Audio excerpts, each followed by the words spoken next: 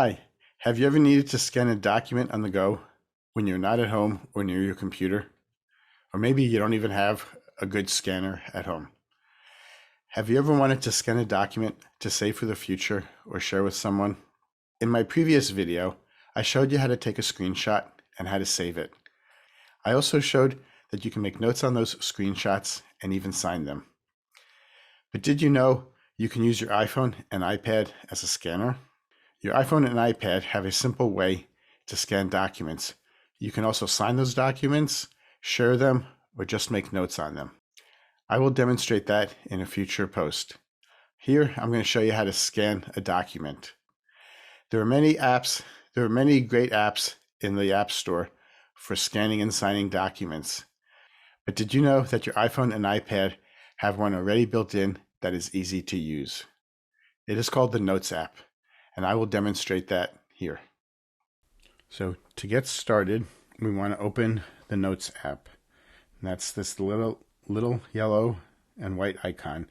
Yellow bar on top, a little white with lines, as if it's a notepad. So you tap on that and you open your notes. Then you can either click on an existing note, or you can hit the Compose button, which is this little square with a pencil coming out of it, to create a new note. And there is my new note.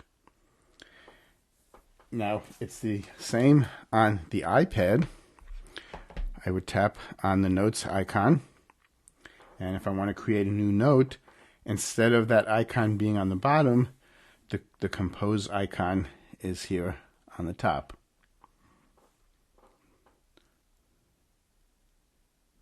So either way, I create a new note. And they are the same, except the next icon I'm going to hit is the camera icon. Here you can see the camera icon. And for some reason, again, that's on the top on the iPad. Once we get past the difference between the bottom and the top, everything is the same.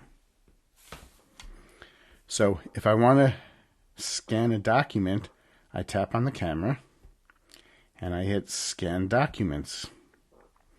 And now it's looking for a document. Here I'm just going to choose a small one because I'm limited on space, and it's my Trader Joe's receipt.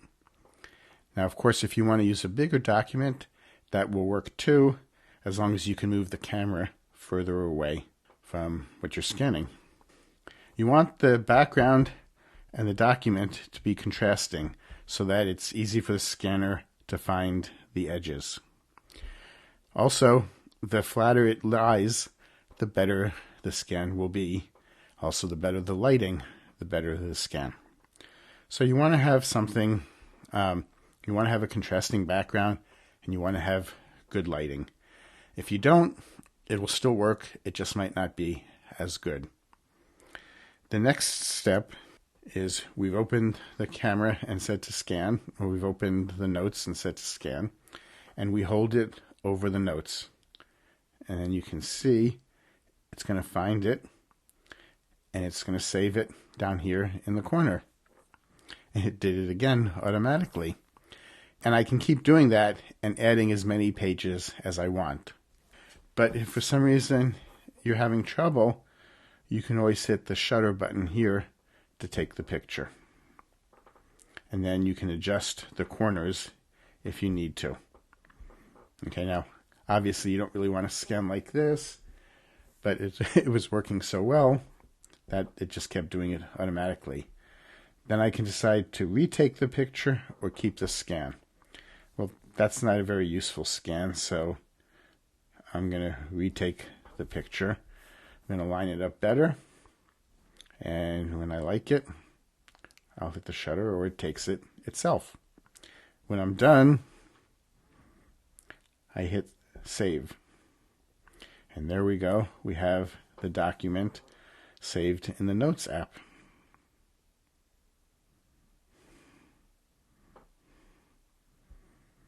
I can tap on it to open the document.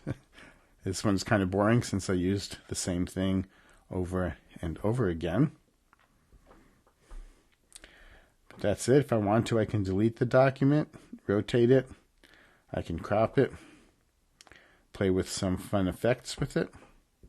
Or I can tap up here to the share icon, which is the square with the line pointing straight up. The compose was the square with a pencil coming out of the diagonally. The share is the line coming straight up. So here I have all of my share options.